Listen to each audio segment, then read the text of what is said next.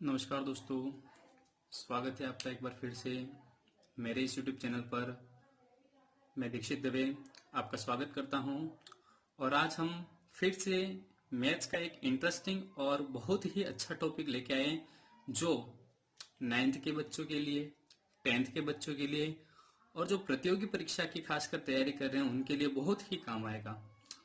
तो हम आज जो शुरू करने वाले हैं हमारा टॉपिक वह है नंबर सिस्टम। टॉपिक का नाम है हमारा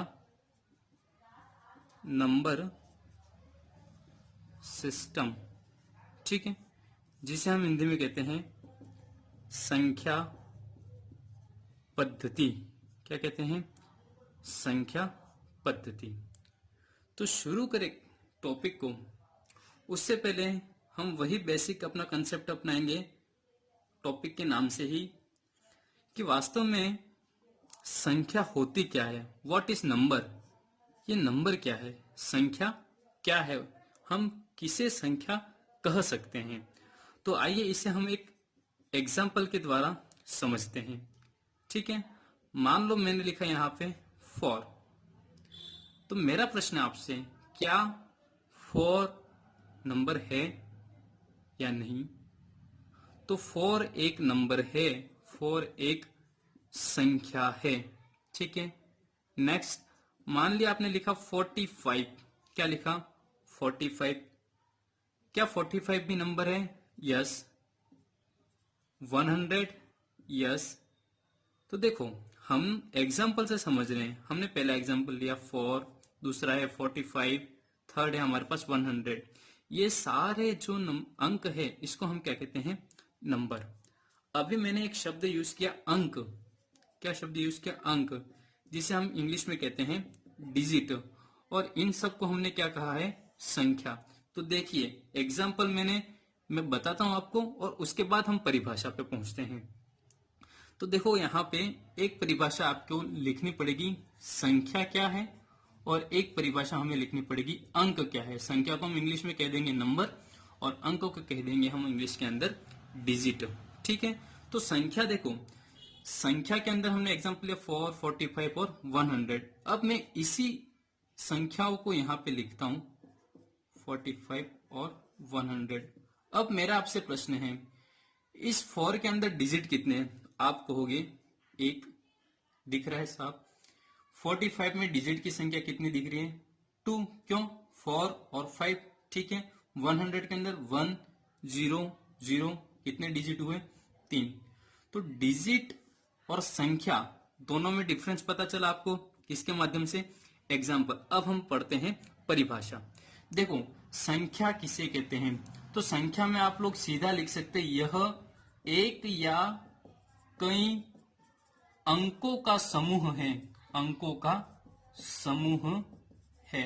सिंपल सी परिभाषा बता रहा आपको, ज्यादा कठिन नहीं। एक या कई अंकों का समूह, उसे हम क्या कह देंगे? संख्या कह देंगे। अब अंक क्या है? ठीक है, प्रश्न क्या हमारा? अंक। तो ध्यान रखना, गणित के अंदर अंक गणित एक भाग होता है और उसके अंदर हम इन संख्याओं को लिखने के लिए कुछ संकेतों का प्रयोग करते हैं। किसका प्रयोग करते हैं? संकेतों का। संकेतों का प्रयोग करते हैं अंक गणित के अंदर। किसको लिखने के लिए? संख्याओं को लिखने के लिए संकेतों का प्रयोग करते हैं। ये जो संकेत हैं, ये विशेष प्रकार के 10 संकेत हमें दिए गए हैं। कौन कौन से? 0, 1, 2, 3, 4, 5, 6, 7, 8 एंड 9, ठीक है। ये जो संकेत हैं, इन संकेतों को क्या कहते हैं? हम अंक कहते हैं। इन संकेतों को हम क्या कहते हैं?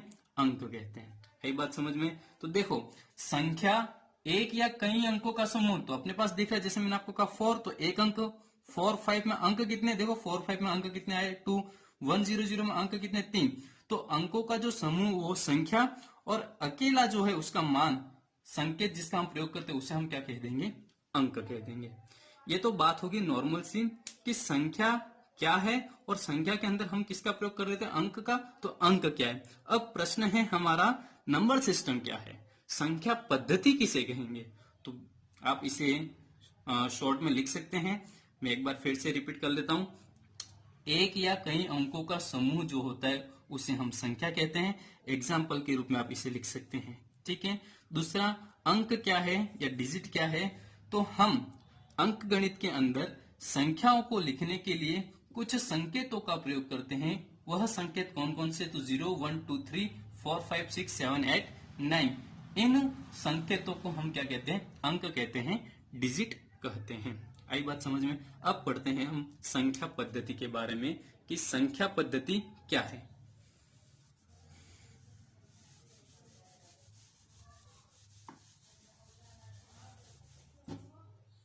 देखो, संख्या पद्धति, ठीक है, संख्या पद्धति में संख्याओं को लिखने की जो पद्धति है, संख्याओं को लिखने की पद्धति जो है उसे हम क्या कह देंगे, संख्या पद्धति। हम यही परिभाषा बनाते हैं। अब इसके अंदर हम उन संख्याओं के विभिन्न गुणों का भी अध्ययन कर लेते हैं। ठीक है। अब ये संख्याएं कौन कौन सी होती है, नंबर सिस्टम को हम कितने भागों में बांटते हैं, इन नंबर सिस्टम को हम बांटे उससे पहले दो कंसेप्ट आपको पढ़ने आवश्यक है। हम कोई भी अंक लिखते हैं तो उसमें हमें एक पूछा जाता है उसका जातीय मान क्या होता है और उसका स्थानीय मान क्या होता है। ठीक है, जातीय मान और स्थानीय मान। देखिए हम लिखते हैं यहाँ पे, किसी संख्या का जातीय मान क्या होता है और उसी संख्या का यदि हम पूछे स्थानीय मान क्या होता है। देखो यहाँ पे दो बातें आपको समझनी है, एक है जातीय मान, ठीक है, और दूसरा है उसका स्थानीय मान। स्थानीय मान, ठीक है, किसी संख्या का अंक का जो है जातीय मान कितना होगा और उसका स्थानीय मान, इसे हम कहते हैं अंक का शुद्ध मान जो होता है, किसी अंक का शुद्ध मान है वो उसका जातीय मान कहलाता है। एग्जाम्पल से समझते हैं। मान लो आपने एक एग्जाम्पल लिखा 4967, क्या लिख लिया आपने, 4967। इसके अंदर आपसे पूछा गया प्रश्न कि 6 का जातीय मान कितना होगा, 6 का जातीय मान कितना होगा। तो आपको याद रखना है जातीय मान के अंदर जो आपको पूछा जाता है वही उसका जातीय मान कहलाता है। ठीक है।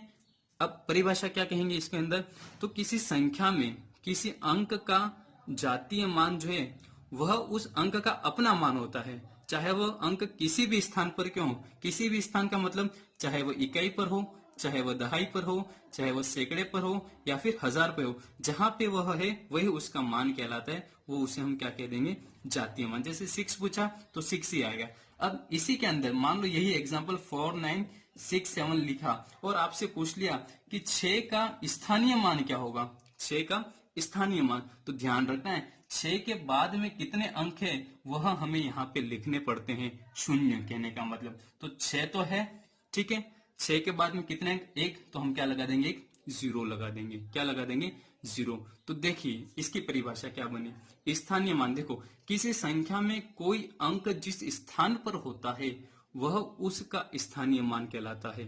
ठीक है, ये इसका अपना मान होता है, स्वयं का अपना मान, स्वयं का, यह उस स्थान पर होता है। देखो ये कौन से स्थान पर, 6। देखो 6 का पूछा तो इकाई और दहाई, दहाई के अंदर कितना लिखते हैं हम, 10। सैकड़े की बात होती है तो 100, हजार की बात होती है तो 1000। हम पढ़ते हैं इकाई दहाई सैकड़ा, तो इकाई और दहाई ये कौन से स्थान पर है, दहाई, दहाई में कितना 10, तो 1 जीरो आ गया। मान लो कि आपसे पूछा जाता 9 का स्थानीय मान कितना, इकाई दहाई और सैकड़े पे इसकी स्थिति है तो हम क्या लिखते हैं, 900। क्या लिखते हैं, 900, 900। आई बात समझ में। संख्या पद्धति के अंदर जातीय मान उसका अपना मान होता है स्वयं का, और स्थानीय मान जो है, स्थानीय मान के अंदर आपको याद रखना है कि वह जिस स्थान पर होता है, स्थान का मतलब इकाई दहाई सैकड़ा हजार, उसकी जो स्थिति होती है वह उसका स्थानीय मान कहलाएगा। ठीक है, बढ़ते हैं हम अगले कंसेप्ट की ओर। इसके अंदर एक एग्जाम्पल हम लेते हैं शून्य वाला। ठीक है, मान लो आपसे कोई प्रश्न दे दिया गया, जैसे कि हम यहाँ पे लिखते 17089।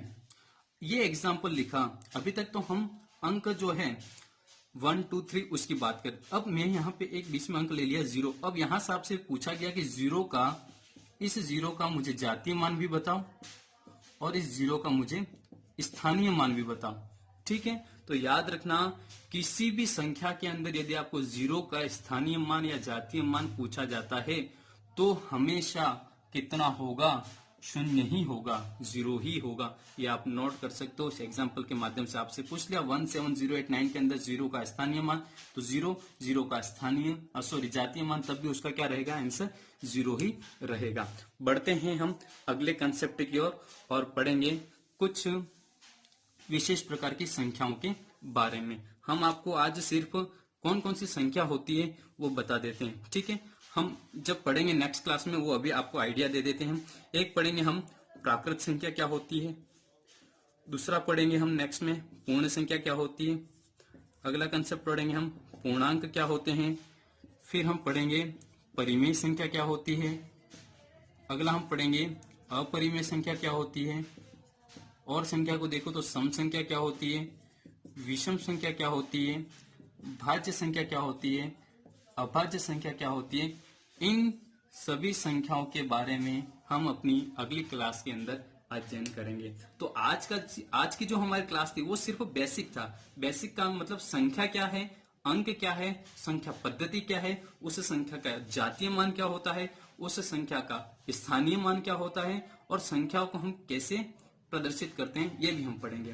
तो यदि आज आपको ये वीडियो पसंद आया हो तो वीडियो को लाइक करें, शेयर करें, और जो चैनल पर नए हैं वो सब्सक्राइब कर ले, ताकि आगे की क्लास जो आएगी वो आपके लिए ऐसे ही अच्छे से मजेदार लेके आए। धन्यवाद। जय हिंद, जय भारत।